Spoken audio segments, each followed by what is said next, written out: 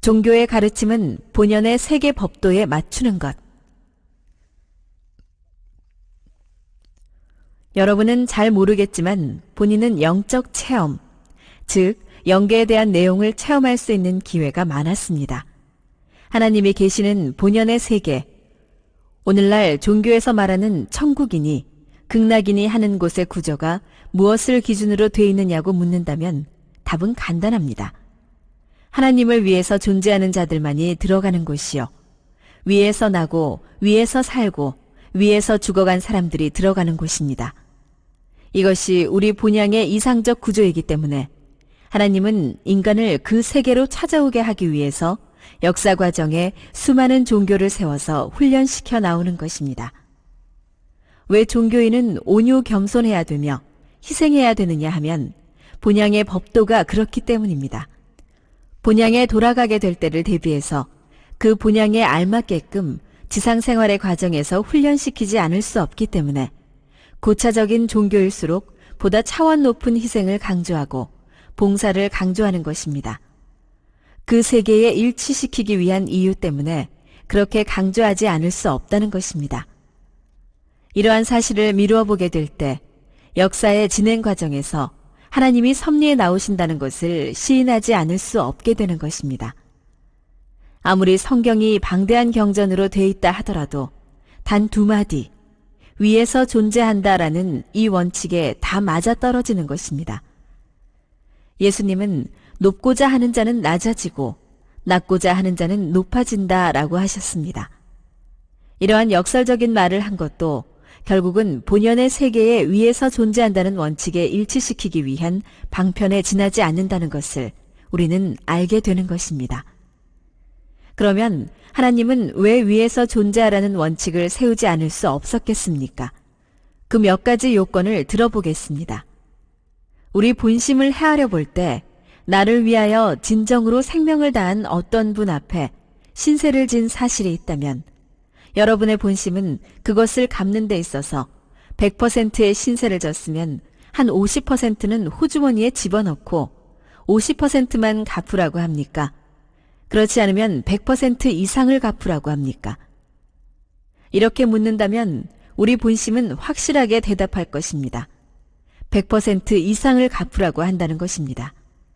다시 말하면 A라는 사람 앞에 B라는 사람이 100%의 신세를 끼쳤다면 B는 그것을 갚는데 100% 이상으로 돌려준다는 것입니다. 그러면 또 A는 100% 이상으로 돌려준 B에 대해서 보다 비율을 높여서 갚아주고 싶어 한다는 것입니다. 이렇게 주고받는 데 있어서 그 주고받는 도수가 높아지면 높아질수록 적어지는 것이 아니라 점점 많아지기 때문에 여기에서 영원이라는 개념이 설정되는 것입니다. 영원이라는 개념, 이것은 자기를 위하는 데에서는 불가능합니다. 운동하는 것을 보더라도 밀어주고 끌어주는 이런 상대적 방향이 크면 클수록 빨리 도는 것을 알 수 있습니다. 지혜의 왕이 되시는 하나님께서 위하라는 법도를 세운 것은 영원할 수 있게 하기 위해서입니다. 그 원칙을 아시기 때문에 위에서 존재하라는 원칙을 세우지 않을 수 없었다는 것을 우리는 생각해야 되겠습니다. 그뿐만 아니라 영원의 개념이 성립됨과 동시에 그렇게 되면 영원히 발전하며 영원히 번창하는 것입니다. 현재의 위치에서 전진하고 발전하는 것입니다. 현재의 위치에서 발전적인 자극을 느낄 수 있어야만 행복하게 되는 것입니다. 이러한 요건을 지니고 있기 때문에 하나님은 위에서 존재하라는 원칙을 세우지 않을 수 없었습니다. 또 하나, 왜 위에서 존재하라는 원칙을 세우지 않을 수 없었겠습니까? 어느 한 가정에 10식구가 있다고 합시다. 거기에서 제일 꼬마 동생이 그 10식구를 위해서 누구보다도 그 가정 전체를 위해서 살게 된다면 나이 어린 동생이지만 부모도 그를 내세우게 되고 형제도 그를 내세우게 되는 것입니다. 이렇게 됨으로 말미암아 날이 가면 갈수록 가정을 위해서 존재하는 그 동생은 자동적으로 그 집안의 중심 존재로 등장한다는 것입니다. 이상적 통일이 이루어지는 자리. 하나님이 이 우주를 창조하신 이후에 하나님 자신이 위에 존재하기 때문에 만우주의 중심 존재로 있는 것과 마찬가지로 위에 존재하는 하나님을 닮은 그런 사람은 아무리 나이 어린 동생이라도 아무리 작은 아들일지라도 그는 틀림없이 그의 가계를 중심 삼고 중심적인 자리에 나아가는 것입니다. 오늘날 우리는 이것을 미처 몰랐습니다.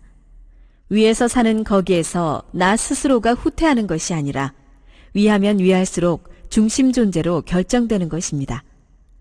하나님이 그러하기 때문에 그러한 자리에 선 사람은 하나님이 중심 존재로 세우지 않을 수 없다는 것입니다. 그뿐만이 아니라 그런 자리에서만이 이상적 통일, 완전 통일을 성사시킬 수 있다는 것입니다. 오늘날 우리는 남한테 주관받는 것을 죽어도 못 참는 사람들이 많은 것을 알고 있습니다. 더욱이나 고명하신 식자층에 있는 사람들에게서 이런 것을 많이 보게 됩니다.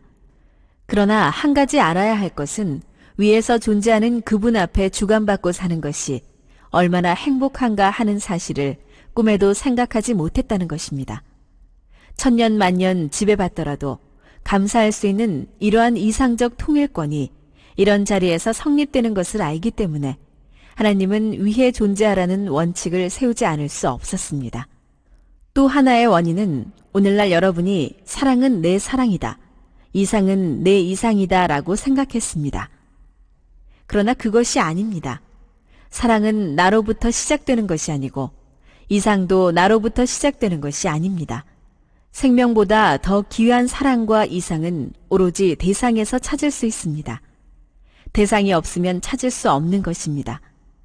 오늘날 우리는 이것을 미처 생각하지 못했습니다. 이 고귀한 사랑과 이상을 받을 수 있고 그것을 찾을 수 있는 존재가 대상입니다.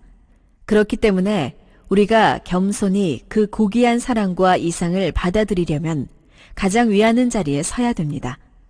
그러지 않고서는 이것을 받을 수 없기 때문에 하나님은 위에서 존재하라는 원칙을 세우지 않을 수 없었다는 이 한 가지 사실을 오늘 저녁 여기에 참석하신 여러분은 기억해 주기를 바라마지 않습니다. 흔히 세상에서는 인생이 무엇이냐 라고 합니다. 이와 같이 우리 인간에게는 인생관의 확립, 국가관의 확립, 세계관의 확립, 더 나아가서는 우주관의 확립, 신관의 확립이 문제가 되는 것입니다. 이것이 어떻게 된 것이냐 하는 것입니다. 계통적 단계의 질서를 어디에다 둘 것이며 그 차원적 계열을 어떻게 연결시키냐 하는 문제는 가장 심각한 문제인 것입니다. 위하여 존재한다는 새 가치관이 확립돼야 위에서 존재한다는 이 원칙에 입각해서 우리 일생